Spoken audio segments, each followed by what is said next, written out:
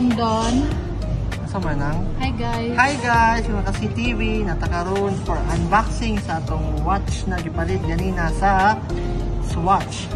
And look at this. Ano sa tayo mo hanggi palit? Huwag mga labubo para sa akong mga pamangkin. Nandito po. I-unbox natin yan sa Pilipinas. Then, ito, Swatch. Try natin. Open. Let's open sa kami. Unbox natin guys.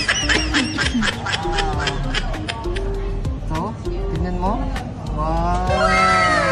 Gift for myself. And, try natin. So, Magkano po yan? it's cost 950 Macau dollar. And convert into peso, 6,800. Patay taanay sa bayad.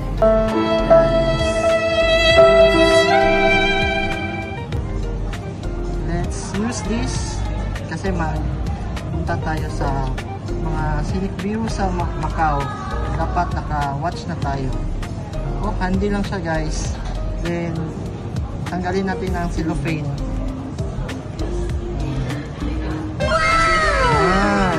Oh, bagong-bago talaga. Binili talaga ha. Hindi ninakaw. Binili. Oh, see? Try natin. Asam nga, dali na sa pikas na. Ito ka ba no guys? Wata ka anad ang mahaling nga relo. Oops, oops, oops. Mahal na eh. Sino na dito niya? Wow!